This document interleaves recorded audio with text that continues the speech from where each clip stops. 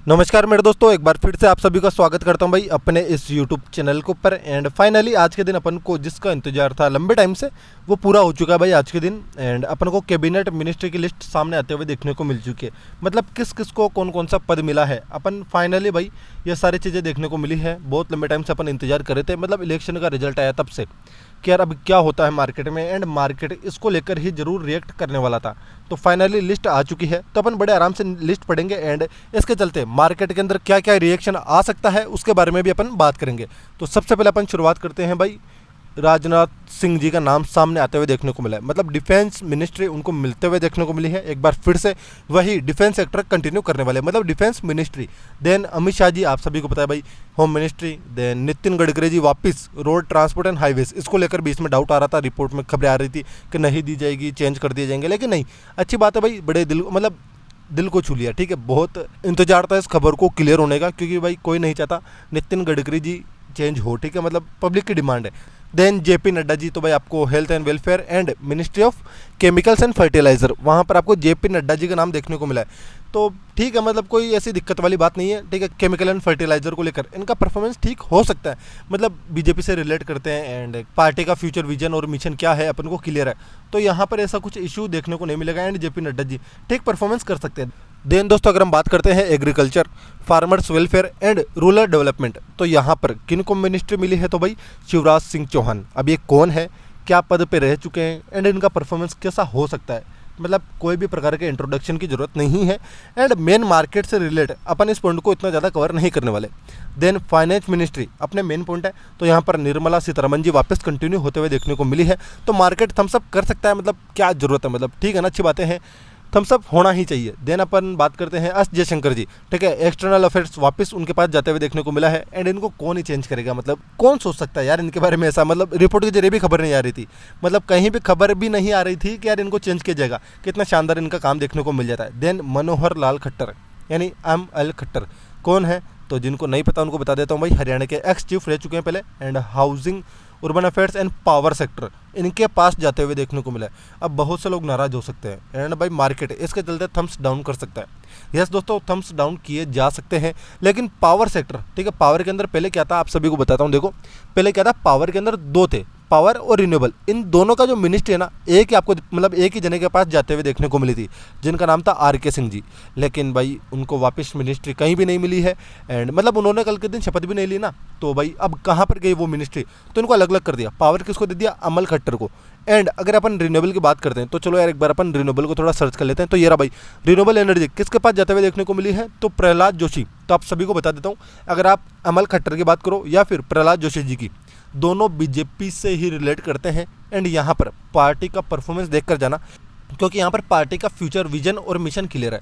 एक चीज़ थोड़ा राजनीति को लेकर अगर हम बात करते हैं ना, यहाँ पर अपन ऐसा बोल सकते हैं कि पार्टी को भी पता था कि अमल खट्टर को लेकर, मतलब मनोहर लाल जी को लेकर पब्लिक इतना खुश नहीं होगी एंड मार्केट थोड़ा शायद मतलब डिसअपॉइंट हो सकता है। लेकिन इनको देखो, पावर मिनिस्ट्री इनको दी है ना कि रिन्यूएबल, क्योंकि पहले एक ही आदमी को दोनों दे रखी थी, लेकिन इनको अलग अलग कर दिया गया है। एंड इसके चलते आप सभी को एक चीज़ और क्लियर करता हूँ, पहले जो पावर का बिजनेस था, मतलब डिस्ट्रीब्यूशन ट्रांसमिशन जो भी चलता था, उसको लेकर मार्केट के अंदर कोई रिएक्शन नहीं था। जब से रिन्यूएबल आया तब से थम्स अप हुए हैं, मतलब मार्केट की मेन डिमांड है रिन्यूएबल। एंड भाई मार्केट की क्या यार, ये तो पब्लिक की भी डिमांड है एंड नेचर की तो बहुत ज़्यादा डिमांड है। तो कुल मिलाकर फ्यूचर रिन्यूएबल एनर्जी का आपको देखने को मिल जाएगा। अगर कल के दिन मान लो कल के दिन RK सिंह जी के ना आने के कारण मार्केट थोड़ा थम्स डाउन कर देता है, तो कोई इतना दिक्कत देखने को नहीं मिलेगा, क्योंकि अगर थम्स डाउन करने ही होते मार्केट को तो आज के दिन भी कर ही देता, क्योंकि कल के दिन जब उन्होंने शपथ नहीं ली थी तभी अपन सबको क्लियर हो चुका था। तो कुल मिलाकर भाई इतना इशू मत बनाना इसका कि यार पावर सेक्टर रिन्यूएबल के अंदर चेंज कर दिया गया है एंड मैं निकलूंगा। भाई आपका पैसा है कि आपकी मर्जी है। बाकी मार्केट की डिमांड एंड फ्यूचर नेचर के हिसाब से अगर हम बात करते हैं तो वहाँ पर भी रिन्यूएबल एनर्जी की डिमांड कंटिन्यू होने वाली है। एंड यहाँ पर कोई भी एक मंत्री के चलते यह सेक्टर बर्बाद नहीं होने वाला भाई, इतना शानदार सेक्टर है ये।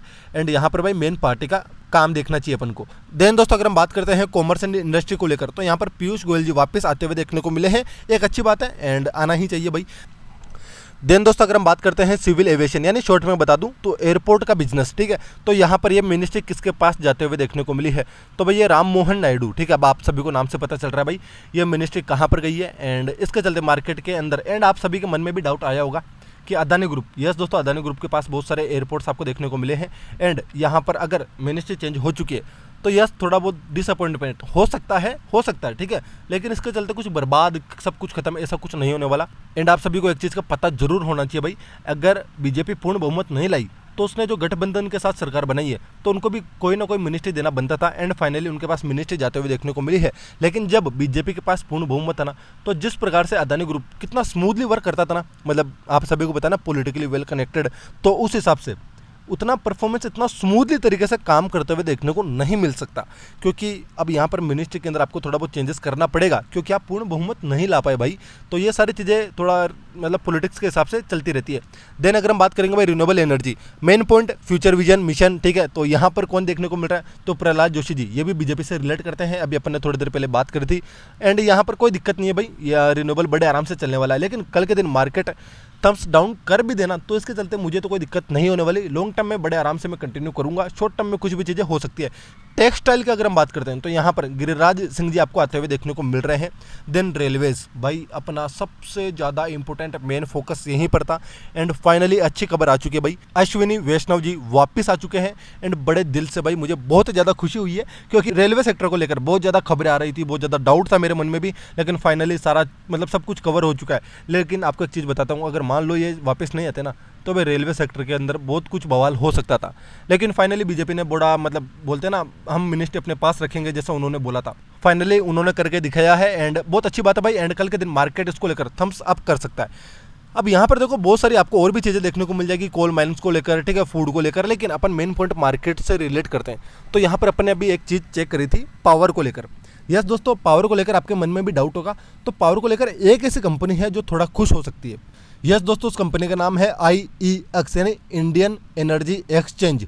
यस दोस्तों, आप सभी को पता है इसके साथ बीच में क्या हो रहा था, मतलब क्या हालत थी। जो RK सिंह जी थे उन्होंने इसके साथ क्या किया था, मतलब पर्टिकुलरली देखो ऐसा है, IEX की यहाँ पर कोई गलती नहीं है, यहाँ पर वॉल्यूम बहुत ज़्यादा है, ठीक है। अगर वॉल्यूम ज़्यादा है तो मार्केट कपलिंग जैसी चीज़ें, मतलब मार्केट का जो प्राइस है ये वही डिसाइड करने लग गया, क्योंकि यार मतलब डिसाइड जैसा क्या है, यहाँ पर वॉल्यूम ज़्यादा है, पब्लिक यहाँ पर ज़्यादा करती है अपना काम, प्लेटफॉर्म अच्छा है, तो उस हिसाब से सारी चीज़ें आपको IEX पर देखने को मिली थी। लेकिन RK सिंह जी ने बोला था कि नहीं यार, हम पूरी पावर इनके पास जाते हुए देखने को नहीं मिलेंगे। एंड मार्केट कपलिंग को लेकर हम कुछ करने वाले हैं, एंड एक और एक्सचेंज बनाने वाले हैं, मतलब कुल मिलाकर कॉम्पिटिशन जैसा मान लो, ठीक है। एंड इसके बाद में वोटिंग वगैरह हुई, तो वोटिंग के अंदर पूरा मतलब सब लोगों ने बोला कि नहीं यार, जो चल रहा है वो चलने दो, IEX ठीक चल रहा है, एक और की अपन को जरूरत नहीं है। लेकिन RK सिंह जी ने क्या बोला कि नहीं भाई, मैं तो ये चेंज करने ही वाला हूँ। मतलब समझ रहे हो, वोटिंग खिलाफ होने के बावजूद भी उनका क्लियर था कि यार मैं तो भाई चेंज करूँगा ही करूँगा। तो इसके चलते IEX के अंदर कल के दिन एक हरियाली भरा माहौल आपको देखने को मिल सकता है, एक तेज़ी देखने को मिल सकती है। लेकिन एक चीज़ का ध्यान रखना दोस्तों, मैं आपको कोई भी प्रकार का रिकमेंडेशन नहीं दे रहा, आराम से पढ़ने के बाद अपना डिसीजन लेना, आराम से फंडामेंटल जो भी आपको अपनी स्टडी होती है वो करना। लेकिन अभी के हिसाब से आपको इसके अंदर राहत भरी चीज़ें देखने को मिल रही है। एंड पावर सेक्टर को लेकर अगर हम बात करते हैं तो इतना कुछ घबराने जैसा मत करना यार, ठीक है। गवर्नमेंट कंपनीज के अंदर, मतलब पावर सेक्टर को लेकर जितनी भी गवर्नमेंट कंपनीज है वहाँ पर कल के दिन थोड़ा बहुत गिरावट आ सकती है, ठीक है। एक बार फिर से बोल देता हूँ, आ सकती है, लेकिन इसके चलते घबराने जैसा कुछ नहीं है, अपना मेन पॉइंट था। एंड भाई मेरा तो पर्सनली यही मेन पॉइंट था पावर सेक्टर के अंदर, रिन्यूएबल को लेकर। रिन्यूएबल के कारण ही मैंने कंपनीज के अंदर पैसा लगाया था। तो बस दोस्तों, अपन ने ये पूरी लिस्ट पढ़ ली है। एंड जिसको पढ़ना है वो आराम से और भी सारी चीज़ें यहाँ पर चेक कर सकता है, वीडियो को आराम से मतलब पॉज करके पढ़ सकता है कि किन किन को कौन कौन सी मिनिस्ट्री मिली है। लेकिन अपन ने भाई सारी चीज़ें केवल और केवल स्टॉक मार्केट से रिलेट करते हुए बताई है। तो बस दोस्तों, आज के लिए इतना ही। एंड पूरा सारा अगर आप सभी को बता देता हूँ, पिछले 10 दिन से अपन कंटिन्यूसली इलेक्शन को लेकर जो मार्केट के अंदर वीडियोस बना रहे, तो भाई कल के दिन फाइनली, या कल या परसों की बात कर लो, 2 दिन की और बात कर लो, मार्केट रिएक्शन दिखा सकता है। एंड पूरा सार क्या निकला, तो एक हरा भरा माहौल आपको देखने को मिला है। एंड भाई फाइनली वापस 5 साल के अंदर आपको फिर से renewable, IT, defence and railway अच्छी खासी तेजी देखने को मिलने वाली है। बड़े आराम से बने रहना, मार्केट के अंदर छोड़ के मत भग जाना भाई, मार्केट के अंदर अच्छा खासा पैसा बनने वाला है। तो बस दोस्तों, आज के लिए इतना ही, मिलते हैं नेक्स्ट वीडियो के अंदर। जय हिंद गाइस।